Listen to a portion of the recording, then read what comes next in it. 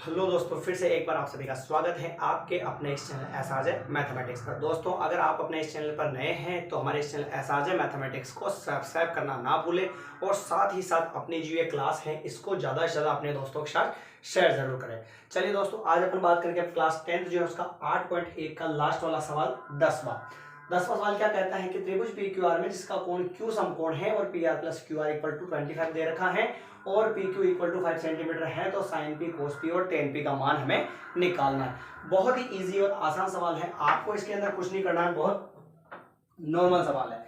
आपको ये सबसे पहले तो क्या करना है कि अपना समकोण त्रिभुज का नाम आ गया तो सबसे पहले क्या बनाएंगे अपन, समकोण त्रिभुज बना देंगे। ये लीजिए, बना दिया समकोण त्रिभुज, बना दिया। आगे बात करते हैं। हाँ जी, जिसका कोण क्यू समकोण है, क्यू क्या है, समकोण है। समकोण सर यहां पर बनता है तो क्यू का मान हो गया 90 डिग्री। फिर अपनी इच्छा होवे जैसे पी लिख दो और इसका नाम क्या लिख दो, आर लिख दो, तो त्रिभुज बन चुका अपना पी क्यू आर। क्लियर ये मामला। तो आगे बढ़ते हैं। अब आंसर में अपन लिखते हैं जैसे लिखा हुआ पी क्यू कितना दे रखा है, 5 दे रखा है, तो पी क्यू ये तो लिख दिया हमने 5 सेंटीमीटर, कोई दिक्कत नहीं। पी क्यू का मान अपन ने 5 सेंटीमीटर लिख दिया। फिर आगे बढ़ते थोड़ा सा, लीजिए P R plus Q are बराबर दे रखा है 25 सेंटीमीटर। अपन क्या करते हैं, यहां से एक वैल्यू निकाल लेते हैं। कैसा निकालता है देखना, पी आर को इधर रहने देते हैं 25 और क्यू आर को उधर भेज देते हैं, किसका हो जाएगा सर, माइनस का। इसको दे देते हैं इक्वेशन नंबर फर्स्ट। ठीक है, पी आर को इधर रहने दिया और क्यू आर को उधर भेज दिया। सर तो पहले 25 था और क्यू आर इधर आ गया, किसका हो गया, माइनस का हो गया। आगे बढ़ते हैं सर, देखना हमने प्रमेय क्या पढ़ी थी, पाइथागोरस प्रमेय।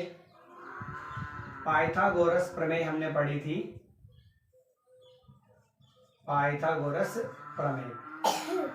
कर्ण स्क्वायर बराबर आधार स्क्वायर प्लस लंब स्क्वायर, बंद इसको, लंब का स्क्वायर। कर्ण स्क्वायर बराबर आधार स्क्वायर प्लस लंब का स्क्वायर, ये अपन ने पढ़ी थी। कर्ण माने के क्या है, ये रहा, और ये आधार है, और ये क्या है सर, आपके सामने लंब है, कोई दिक्कत नहीं इसमें। तो अब अपन बात करते हैं जैसे कर्ण। सर यहाँ पर कर्ण है क्या, नहीं है, तो कर्ण का मान क्या हो जाएगा, पी आर। मान नहीं तो उसको भुजा का नाम लिखेंगे वहां पे, तो कर्ण का मान जो है वो हो गया पी आर का क्या हो जाएगा, स्क्वायर बराबर, ये बराबर आधार। आधार सर कितना है, क्यू आर है, तो ये लिख दिया क्यू आर का स्क्वायर हो जाएगा, क्यू आर का स्क्वायर हो जाएगा। ठीक है, फिर प्लस लंब का स्क्वायर, प्लस लंब कितना है सर, 5 है, तो क्या हो जाएगा सर, यहाँ पर ये 5 का स्क्वायर हो जाएगा, कोई दिक्कत नहीं। यहाँ तक तो जो मान था ना अपने वहां पर क्या कर दिया, पुट कर दिया।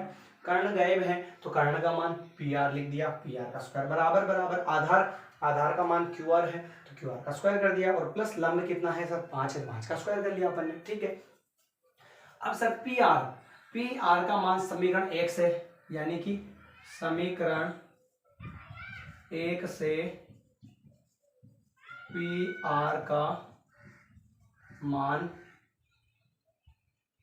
रखने पर, समीकरण 1 से जो है अपन पी आर का मान यहां पर रखेंगे। पी आर का मान है कितना सर, 25 माइनस क्यू आर, तो ये लिखा मैंने यहां पर 25 माइनस क्यू आर, और बाहर क्या चल रहा था सर, होल स्क्वायर चल रहा था, तो ये लिख दिया 25 माइनस क्यू आर का होल स्क्वायर, कोई दिक्कत नहीं। 25 माइनस क्यू आर का होल स्क्वायर, और फिर बराबर ये लिखा बराबर क्यू आर, तो सर ये क्यू आर का स्क्वायर लिख दिया, प्लस 5 का स्क्वायर कितना होगा सर, 25 हो जाएगा, कोई दिक्कत नहीं है। यहाँ तक जो मान था वो पुट किया और फिर यहाँ पर कोई दिक्कत नहीं। अब आगे बढ़ते हैं। 25 में से क्यू तो हम घटा सकते हैं नहीं, 25 में से क्यों नहीं घटा सकते सर, तो एक सर्व समीकरण पढ़ी होगी आप लोगों ने, a माइनस बी का होल स्क्वायर बराबर A square minus 2ab plus B का स्क्वायर। बताइए ये सर्व समीकरण आपने पढ़ी या नहीं पढ़ी, ए माइनस बी का whole square is equal to A square minus 2ab और फिर प्लस का बी स्क्वायर, ये सर्व समीकरण पढ़ी अपन ने, जहां पर ए का मान तो क्या हो जाएगा, पहली वाली संख्या, और बी का मान क्या हो जाएगा, दूसरी वाली संख्या सर।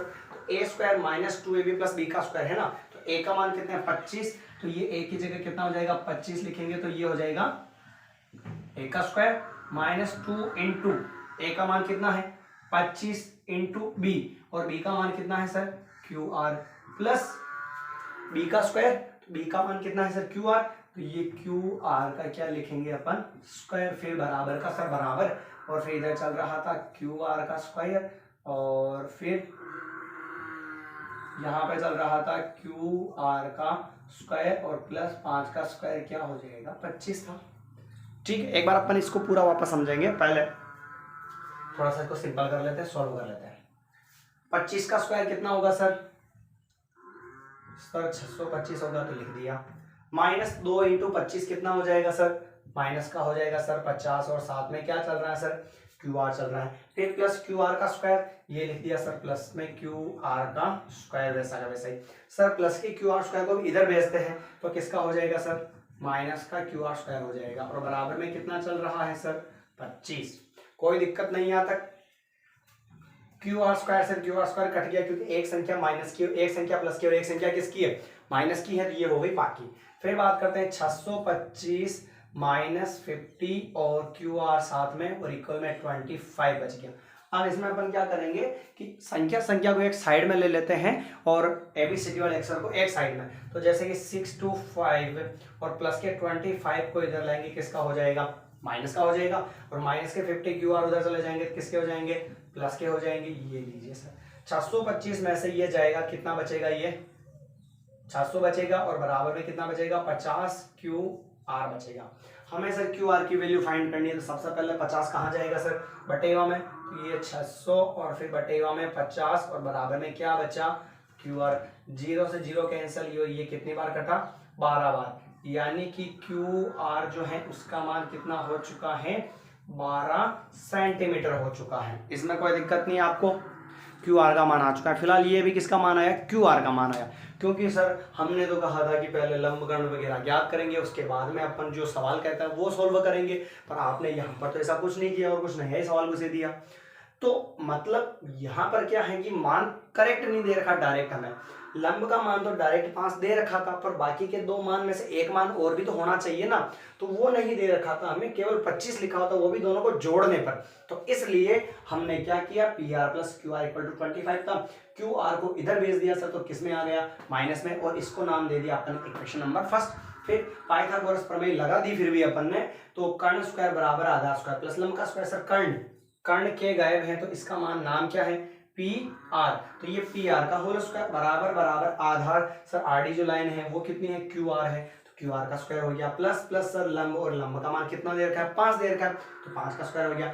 पी आर का मान समीकरण 1 से रखने पर, समीकरण 1 से पी आर का मान रखने पर, तो पी आर का मान समीकरण 1 में क्या है 25 माइनस क्यू आर, तो पी आर की जगह लिखा 25 minus Q R whole square बराबर बराबर क्यू आर का स्क्वायर प्लस 5 का स्क्वायर, कितना होगा 5 इंटू 5 यानी कितना हो जाएगा 25 हो जाएगा। ठीक है, तो यहाँ पर जो है a माइनस बी की होल स्क्वायर वाली सर्वसमीका बन रही है, जो होती है a square minus 2ab plus B का स्क्वायर, तो ये था a का square minus 2 into a into B plus b का स्क्वायर बराबर क्यू आर स्क्वायर प्लस 25 का स्क्वायर तो 625 माइनस 2 इंटू 25 कितना होगा 50, और Q R plus Q R square वैसा का वैसे, प्लस के क्यू आर को इधर भेजा तो किस में आ जाएगा माइनस में, तो बराबर में कितना बचेगा 25 बचेगा सर, क्यू आर स्क्वायर से क्यू आर स्क्वायर कट गया, 625 वैसा का वैसा ही, माइनस के 50 क्यू आर बराबर में कितने बच गए 25। अब अपन ने क्या किया माइनस के 50 क्यू आर को भेज दिया इधर, और प्लस के 25 को भेज दिया इधर, तो प्लस का 25 इधर आएगा तो माइनस में हो जाएगा, और माइनस के 50 क्यू आर उधर चले गए प्लस में, 625 में से 25 जाएगा तो बचेगा 600, और इंटू 50 क्यू आर, इंटू वाला 50 कहाँ चला जाएगा बटेगा में 0 से 0 कैंसिल, 5 का भाग जो है अपन अगर 12 में लगाते हैं तो वो कितनी बार जाता है 12 बार जाता है, 60 में लगाए तो है ना, तो ये आया अभी क्यू आर का मान, क्यू आर का मान कितना आ चुका है सर 12 आ चुका है। अब हमारे पास आधार का मान है और लंब का मान है, कर्ण का मान निकाल सकते हैं, बिल्कुल निकाल सकते हैं सर, पर आपको विशेष ध्यान रखना है कि जल्दबाजी के अंदर वापस वो प्रमेय नहीं लगानी है, क्योंकि यहाँ तक तो आ गया आपको समझ में। अब तो आपके दिमाग में ये आ रहा है कि सर दो मान दे रखे हैं, तो हम क्या करेंगे, पाइथागोरस प्रमेय लगाकर और वापस जो है कर्ण का मान निकाल लेंगे। तो पाइथागोरस प्रमेय तक हमें भगना ही नहीं है। हमने जो है समीकरण एक क्या बनाई, समीकरण एक क्या बनाई वो देखना। समीकरण एक क्या बनाई, पी आर बराबर 25 minus Q are, P R बराबर 25 माइनस क्यू आर। तो देखना पी आर का, तो पी आर बराबर 25 का ये 25 माइनस क्यू आर का मान कितना आया, अभी 12 आया। तो ये पी आर बराबर जो है वो कितना हो जाएगा सर, 13 सेंटीमीटर हो जाएगा। यानी कि इस कर्ण का जो मान है वो कितना हो गया, 13 सेंटीमीटर हो चुका है। और आधार का मान हमारे पास कितना हो चुका है, 12 सेंटीमीटर। तो वापस पाइथागोरस प्रमेय लगाने की कोई जरूरत थी क्या सर, नहीं थी। लीजिए सर बात करते हैं अब साइन पी की। तो ये लिखा मैंने साइन पी, साइन पी का फॉर्मूला आपको पहले ही बता रखा है सर, लाल कक्का वाले ट्रिक से आप साइन कोस पे, साइन कोस टेन कोट से कोसेक के फॉर्मूले याद कर सकते हैं। तो यहाँ पर आता है साइन ए और फिर कॉस, फिर टेन, फिर कॉट, फिर सेक और फिर क्या आएगा, कोसेक। पर विशेष बात यह है कि थीटा कुछ भी हो सकता है। यहाँ पर अब फॉर्मूला साइन का लिखेंगे ना, साइन का फॉर्मूला क्या, ऊपर से नीचे की तरफ एल बटेवा के हो जाएगा। ये तो अपन ने क्या लिखा, इसका फॉर्मूला लिखा। अब बात करते हैं इसके मान की। तो मान जो है वो यहाँ पर क्या लिखा हुआ है, पी लिखा हुआ, क्या लिखा हुआ है, पी लिखा हुआ। तो पी के सामने वाले को क्या मानना पड़ेगा, लंब, क्योंकि मैंने पहले भी पिछले सवालों में बताया था आपको कि अगर यहाँ पर थीटा की जगह जो भी लिखा हुआ आ जावे और वो चित्र में हो तो बिल्कुल है सर पी, तो उसके सामने वाले को क्या मानेंगे अपन, लंब मानेंगे। और कर्ण ये हमेशा वही रहेगा, तो ये क्या हो जाएगा सर, अपना आधार बाई हो जाएगा। तो लीजिए लंब का मान कितना हो चुका है, 12 और बटेगा में कर्ण का मान कितना हो चुका है सर, 13 हो चुका है। फिर वैल्यू फाइंड करनी अपने को cos p की। तो ये लिखा मैंने cos p, फॉर्मूला लगेगा cos का। तो cos का फॉर्मूला ये रहा a बटेवा k, ऊपर से नीचे की तरफ बढ़ेंगे तो ये a और बटेवा में आ गया k। Sir cos p, p के सामने वाले को लंब मानना पड़ेगा, तो p के सामने वाला लंब ये पहले मान रखा अपन ने, और आधार ये लिखा हुआ, कोई दिक्कत नहीं। आधार का मान कितना होगा, तो सर फिर यहाँ पर cos p का फॉर्मूला हो जाएगा a बाई के।